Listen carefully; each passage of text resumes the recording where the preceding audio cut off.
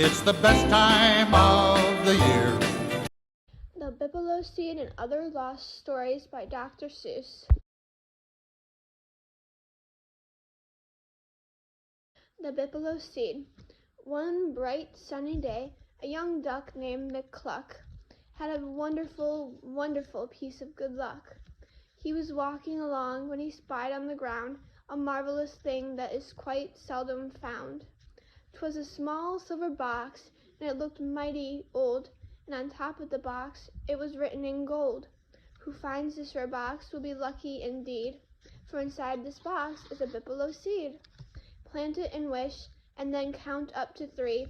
Whatever you wish for, whatever it be, will sprout and grow out of a Bigelow tree." "Well," thought the duck, "well now, what do you know?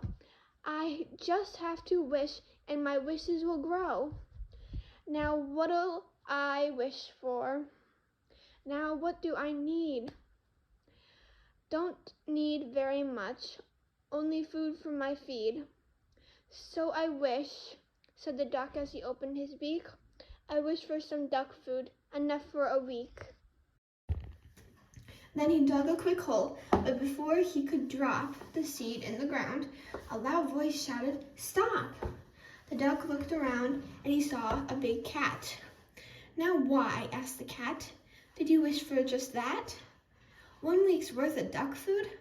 Pooh, that's not enough. Why, I'd wish for 500 pounds of the stuff." "But gosh," said the duck with the Bigelow seed, 500 pounds is much more than I need." "But that's just the point," said the cat.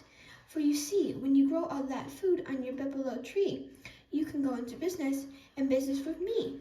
We'll sell all that food. You'll be rich," laughed the kitty. "Why, you'll be the richest young duck in the city." Said the duck. He wrinkled his brow. "I never thought much about money till now, but golly, you're right.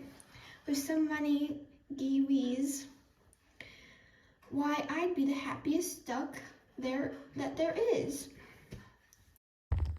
"I'll wish for that food," but the cat called, "Not yet. We'll think of some more things to wish for, I'll bet. Why, I know a very nice thing you could wish. A tree that grows duck food could also grow fish. Wish 600 fish to grow out of the ground, and we'll sell those fish at $1 a pound. Now $1 a pound is a very high rate. Say you'll be the richest young duck in this state." "Why, sure," smiled the duck, "I most certainly will." "But duck," said the cat, "you can be richer still. Why wish for a little? Why not for a lot? The bigger the wish, the more money you've got."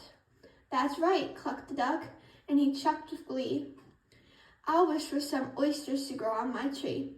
I'll wish for my tree to grow donuts and crullers. I'll wish for my tree to grow skates and umbrellas." "Fine," cheered the cat. "Now you're doing just grand. Say, you'll be the richest young duck in this land." "You wait," bragged the duck. "I'll do better than that. You listen to this," he called out to the cat.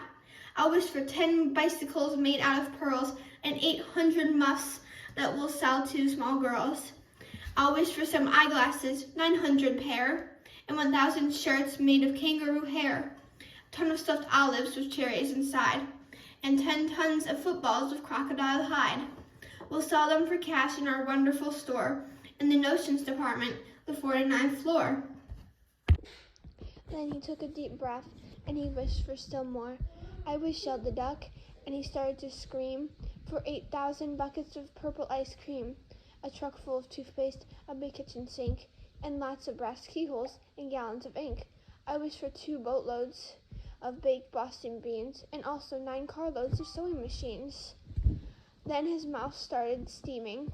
His tongue got so hot. But the more that he wished, the more greedy he got.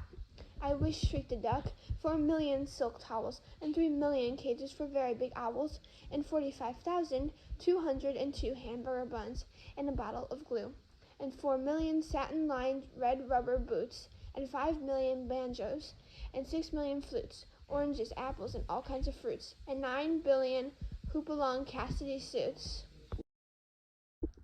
Yes, that's what I wish for, by Jiminy G. And when they sprout out on my bibelow tree, say I'll be the richest young duck in this world. And he got so excited he whirled and he twirled, and that duck got so dizzy and crazy with greed that he waved both his arms, and the bibelow seed slipped out of his fist and flew high in the sky, and it landed, kerplunk, in a river nearby. Then it sank in the river and drifted away, and that cat and that duck all the rest of that day dived deep in that river, but never did see a trace of the seed of the bibelow tree. And the chances are good that this greedy pair never will find such a wonderful seed again ever. But if they should find one, that cat and that duck won't wish for so much, and they'll have better luck. The Rabbit, the Bear, and the Zaniga Zaniga. Once upon a time, way down south, lived a very big bear with a very big mouth, and very big teeth in his very big jaw, and very big claws in his very big paws. And this very big bear, who was hunting for meat, one day spied a rabbit who looked good to eat. Aha, thought the bear, he looks tender, all right. Oh boy, I'll have rabbit for supper tonight. So on his feet, he crept up to the rabbit. He crouched very low and leaned forward to grab it. But just as his jaws were ready to nab it, the rabbit looked up and he saw the bear's face. Uh-oh, gulped the rabbit. I'm in a bad place. I cannot escape, and I see with a glance that it's no use to fight, 'cause I haven't a chance. For I am a rabbit with very small jaws, and very small claws, and my very small paws. Alas, thought the rabbit, this moment's my last, unless I think terribly, terribly fast. I've got to be smart, got to think of some trick. And that little old rabbit, he thought mighty quick. Then just as the teeth of the bear touched his head, the rabbit jumped up and he suddenly said, 1, 2, 3, 4, 5, 6, 7, 8, 9. 9? Only 9? That's a very bad sign. Poor bear, sighed the rabbit, then counted again, and this time he counted from 1 up to 10. Huh? The bear grunted. He stared and he stopped. He looked mighty puzzled. His jaw sort of dropped. Now, what were you counting then? What did you see? Do you mean to say something's the matter with me? Well, said the rabbit from down where he stood. I sure hate to tell you. It isn't too good.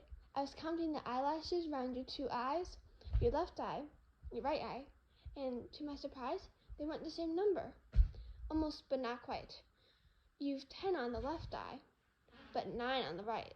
I'm sorry, so sorry, but sir, it is true. Poor bear, this is dreadful. 1 eyelash too few. The bear looked upset. He looked frightfully sad. Good gracious, he gasped. Is that really so bad? Well, said the rabbit, I've counted the hairs that grow on the eyelids of hundreds of bears, and I always have noticed in adding up theirs that they always come out to an even amount. But yours, Mr. Bear, make an uneven count. And I guess that's the reason, the rabbit then said, for the lopsided way that you're holding your head. It's twisted, it's sagging, because of the weight of your uneven lashes. You can't hold it straight. My head? Groaned the bear with an unhappy roar. Why, I never knew it was crooked before. But now you say so, it does feel quite funny. I'll bet that it hurts you a lot, said the bunny. I'll bet that it hurts you right down to your tail. My, Mr. Bear, you look horribly pale. Say, how does your throat feel? A little bit prickly? It does, moaned the bear. And my stomach feels tickly. Poor me, cried the bear. I feel all over sickly. Tisk, tisk, said the rabbit. It's just as I reckoned. Your alignment is getting much worse by the second. Your tongue, Mr. Bear, does it taste a bit fuzzy? Your brain, Mr. Bear, Does it feel a bit woozy? Why, yes, gasped the bear. It most certainly does. Is that a bad sign? All that fuzz and that was? It is, said the rabbit. Alas and alack. It's a sign that your trouble has spread to your back. For even right now, while I'm standing here speaking, I hear a loud sound from your backbone. It's creaking. Oh, the lack of an eyelash can make you a wreck. The lack of an eyelash can break a bear's neck. It can break all your ribs. It can ruin your heart. Who knows what might happen? You may fall apart. Be careful, poor bear. Don't you even dare cough, or your feet and your tail and your nose may fall off. And he gave that big bear such a sorrowful look that the bear started trembling. He shook and he shook. Ah me, the bear blubbered. Oh, what can I do? Must I die just because of one eyelash too few? Oh, how can I get one more eyelash to grow? Well, smiled the rabbit, it happens, I know, of a way you might do it. You're standing, you see, right under a zaniga tree. Now the flowers of this tree have some wonderful juices that doctors have put to some marvelous uses. Their juices, I am told, is so strong that it cures sicknesses even much greater than yours. The juice of these flowers cures measles and mumps. The juice of these flowers cures freckles and bumps, whooping cough, croup, also colic and sprains, chicken pox, smallpox, and bellyache pains. There is nothing they say that this juice cannot do. So I think, Mr. Bear, it's the right juice for you. What you ought to do, least it seems so to me, is climb up this zaniga tree and pick yourself one of these wonderful flowers. Hold it tight to your eye for a couple of hours, and I know it'll cure you. I haven't a doubt. For the lash you are lacking will suddenly sprout. You mean, cried the bear, I'll have 10 on each eye? You mean, cried the bear, that I won't have to die? Oh, thanks, cried the bear. You are wonderfully good. And he climbed up that tree just as fast as he could. And while that big bear held the flower to his face, the rabbit, like lightning, raced off from that place, and thus he escaped from the very big jaws of that very big bear with the very big claws. And he laughed as he ran on his very small paws. It's always the same when you fight with big guys. A bit of quick thinking counts much more than size. Gustav the Goldfish. The man who sold Gustav the Goldfish to us had warned us, take care. When you feed this small cuss, just feed him a spot. If you feed him a lot, then something might happen. It's hard to say what. That's what the man said. So I tried to take care, just to feed Gus a pinch, but it never seemed fair. 'Cause he always looked sad when he gulped down the stuff, and his eyes seemed to tell me, this isn't enough. Then he'd always blow bubbles as much as to say, come on, don't be stingy. I'm hungry today. Gus had to have food, not a spot, but a lot. No matter what happened, I didn't care what. So finally one day, poor old Gus looked so thin, I took the whole box and dumped it all in. But the second I did it, I saw I'd done wrong. That fish food, I guess, must be terribly strong. The second Gus ate it, he grew twice as long. He grew twice as thick, and he grew twice as wide. Too big for his fishbowl, his tail was outside. He was bursting the glass, he was big as a trout. I grabbed for the rose bowl, I yanked the rose out. My mother's best bowl, but I spilled Gustav in it. But what was the use? 'Cause the very next minute, Gustav was bigger, as big as a shad, and he looked through the glass, and he looked mighty mad, and he splashed, and he thrashed, and he burped, and he blew, as much as to tell me, I blame this on you. This is your fault, 'cause you fed me a lot. Get me out of here quick. Get me out of this spot. To the back of the house, to the kitchen I ran. I needed more water. I filled up a pan. I poured Gustav in it as fast as I could, but he kept right on growing. It did him no good. I poured him from pot into pot after pot, but the faster I poured him, the bigger he got. Then I ran out of pots, but poor Gustav still grew. Oh, it's awful what a box of fish food can do. Water, more water, he'll die in the air. I raced from the kitchen and up the hall stair, upstairs to the bathroom, and oh, what a climb! 'Cause the fish in my arms grew and grew all the time. Each step, he kept groaning and rolling his eyes. When I got to the top, he was halibut size.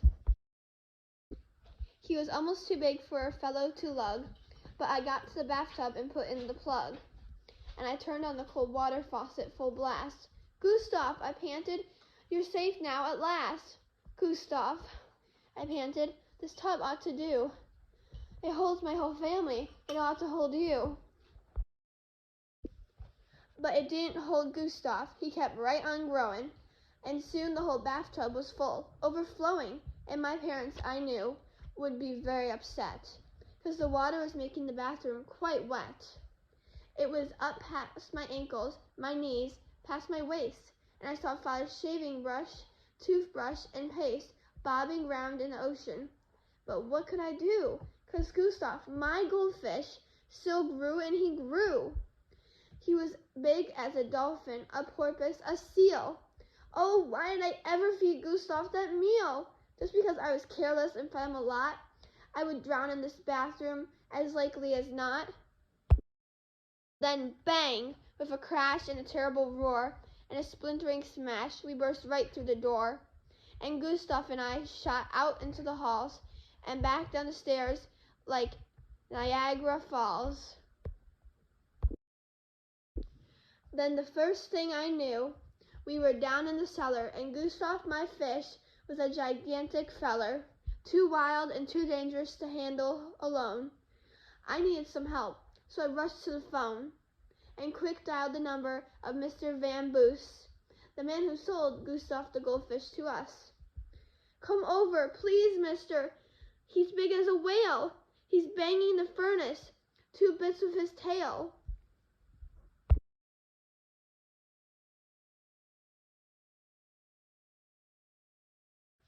I knew, sighed the man, this would happen one day, and he hung up the phone, and he came right away, with a lot of strange bottles tucked into his vest, and a thing on his back like a medicine chest, and he took it down cellar, and worked underwater on Gustav for more than an hour and a quarter.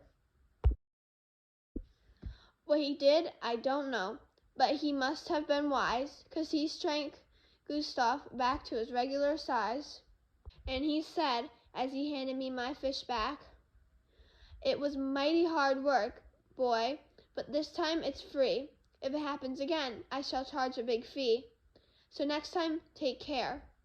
And he stalked through the door.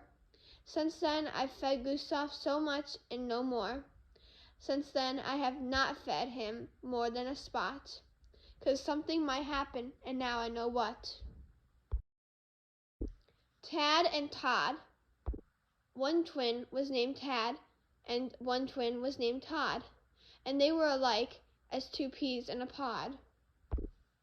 They were so much alike, from their hair to their feet, that people would stare when they walked on the street, and no one, not even their own mother, knew which one was what one, and what one was who. Now Todd, on the right, was the happier one. He thought being twins was a whole lot of fun. He liked it 'cause no one could tell him from Tad, but Tad on the left. Well, it made him quite sad, so Tad on the left side one day said to Todd, I don't want to be like 2 peas in a pod. I'm going to look different, I tell you, he said. And Tad got some ink and he dyed his hair red. Now people will know when they see me and you which one is what one and what one is who. No, no, answered Todd on the right. If you please, I like the idea of the pot and 2 peas. And Todd grabbed the bottle, and quick as a wink, he dyed his own hair with the very same ink. Oh, sighed poor Tad on the left. This is bad. I still look like Todd, and he still looks like Tad. And he worried all day, and he fretted all night. How can I look different from Todd on the right? It's going to take brains, and it's going to take tricks, thought Tad, and next morning he got up at 6. I've got to wear clothes of a very strange kind. So he made a false tail, which he hitched on behind. He left off one shoe, stuck a rose on his toe. Now, when they see me, said Todd, they will know which one is what one and who without fail. For I'll be the one with the rose and the tail. But to make double sure, I'll do one more small thing. I'll catch a queer bird, which I'll keep on a string. I'll take the bird with me wherever I go, and the bird in my tail and the rose on my toe will show that I'm Tad and that Todd is not me, that I am just I and that I am not he. Thought Tad, it's not bad for a start, but I've got to make certain they'll tell us apart. I'd better perhaps get a couple more things. So he took all his savings and went to a store and bought a big statue of General Lee Miller, who once was a famous old buffalo killer. That for his shoulder, and then for his back, he strapped on a dog in a brown burlap sack. They're heavy, thought Tad, and the bag sort of itches, but people will know now which one of us which is. It's mighty good stuff, but is it enough?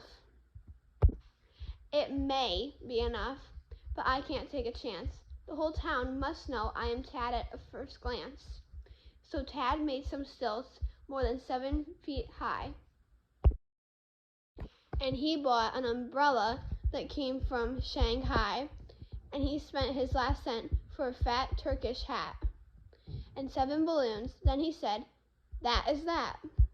And now I'll run home and I'll show Brother Todd we're not like 2 peas in a silly old pod."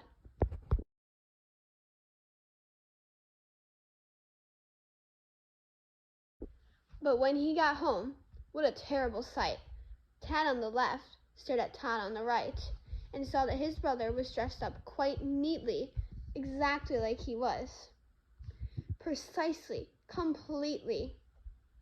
"You see, Tad," said Todd, "it's high time that you knew that you look like me and that I look like you, and you'll never look different, whatever you do." Then Tad sort of smiled. "Yes, I guess that is true." And they said that today, when you see Tad with Todd, they're both having fun being peas in a pod. And still no one knows when they meet with these two, if this one is that one, or that one is this one, or which one is what one, or what one is who. Steak for supper. When I'm all by myself and there isn't a crowd, I guess that I sometimes get thinking out loud. And I guess I was talking while steering my feet on the way home for supper down Mulberry Street. And I must have been thinking about what I would eat, because I shouted out loud with all of my might that we always have steak every Saturday night. My father had warned me, "Don't babble, don't bray, for you never can tell who might hear what you say." My father had warned me, "Boy, button your lip," and I guess that I should have. I made a bad slip, because the minute I said we had steak for our meal, I noticed that Ika behind at my heel, and that Ika was trailing me home for a bite of the steak that we have every Saturday night. I got sort of worried. Our steaks are quite small, and we had none to spare for that Ika at all. Then I really got worried. The next thing I knew, the Ika was talking and babbling too. That Ika was waving his wing at a Gritch. "Come on," he was calling. "They're terribly rich. They've plenty of steak, and they'll cook it just right, 'cause they always have steak every Saturday night." Then the Gritch started giving the come-along sign, inviting a Grickle to get in the line. "Join up," called the Gritch, "for I'm sure they'll be able to set one more place at their dining room table, an Inca, Gritch, and a Grickle to feed." My mother, I knew, would be angry indeed, and I groaned, and I knew that I hadn't been bright when I bragged we had steak every Saturday night. And then the Grickle called out to a nupper, "They always have steak for their Saturday supper." "Good gracious," I gasped, "how the news gets around. And steak's so expensive, $1 a pound. A nupper for supper, a gritch, and a Grickle, and also an Inca. Oh boy, what a pickle." I shivered. I wondered what Father would do when I walked in the house with that terrible crew. When Father saw them, there's a very good chance that I'd likely get whaled on the seat of my pants. And I guess if I did, it would serve me quite right, because I babbled we had steak every Saturday night. And the very next second, I groaned, "Oh, good grief," when the nupper called out to a pair of wild weef, "Come on, you wild weef, what a party we'll make. For Saturday's supper they always have steak. What a mess, 2 wild weef and a nupper, an Inca, a gritch, and a Grickle. I'd never felt sicker." I knew that the minute I walked through that door, my mother would faint and my father would roar. And tomorrow they'd send me to one of those schools where they try to train boys how to not act like fools. I reached for the doorknob and trembled with fright, all because I said steak every Saturday night. I opened the door, then I stopped with a sniff. I smelled what was cooking. I took a big whiff. The Ica stopped also and sniffed at that smell, and so did the weef and the nupper as well. The gritch and the Grickle, they stopped and sniffed too, and the moment we sniffed, we all of us knew that the stuff that we sniffed wasn't steak, it was stew. The butcher who sent it had made a mistake. For Saturday's supper, we didn't have steak. "Just stew?" gulped the Grickle. "Just stew? I say, if they only have stew, I don't think I will stay." "Stew?" they all snorted out loud in disgust, and they all disappeared in a big cloud of dust. What luck! I stood safe, all alone in the hall. My mother and father hadn't seen them at all. And from that night to this, I have never made slips. I don't talk when I walk, 'cause I've buttoned my lips. It's the best time of the year.